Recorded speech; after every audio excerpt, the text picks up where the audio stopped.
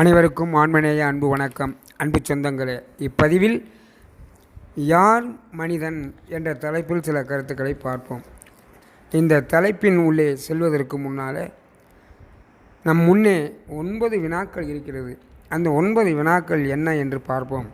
முதல் வினா, நான் யார்? இரண்டாவது வினா, நாம் எங்கிருந்து வந்தோம்? மூன்றாவது, எதற்காக பிறந்தோம்? நான்காவது, உடல் தானே வந்ததா? ஐந்தாவது, உடல் தந்தவன் தன் பொருட்டு தந்தானா?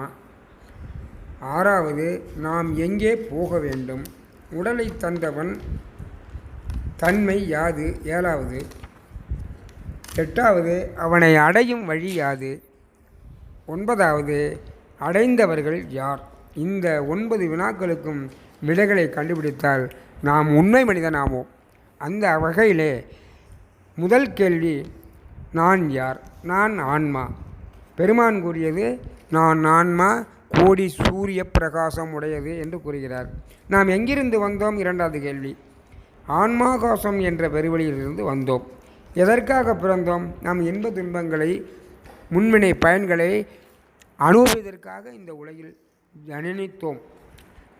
நாலாவது, உடல் தானே வந்ததா? ஒருவன் தந்தானா என்றால் தந்தையிடம் 2 மாதங்களும் தாயிடம் 10 மாதங்களும் இருந்து வந்ததுதான் நம் ஜனனம். ஐந்தாவது கேள்வி, தந்தவன் தன் பொருட்டு தந்தானா? அதாவது அவரவர் பூர்வ ஜென்ம புண்ணியத்தின் பொருட்டே தந்தான். நாம் எங்கே போக வேண்டும்? நாம் பரமாகாசத்திலிருந்து வந்தோம். அதே இடத்திற்குத்தான் போக வேண்டும். அதுதான் சுத்த சிவவெளி. உடலை தந்தவன் தன்மை யாது? இறைவன் ஆன்மாக்களின் துன்பங்களை துடைத்து பேரின்பத்தை அடையும் பொருட்டு கருணையினால் வினை தேகம் தரப்பெற்றது. எட்டாவது கேள்விக்கான விடை, அவனை அடையும் வழி யாது?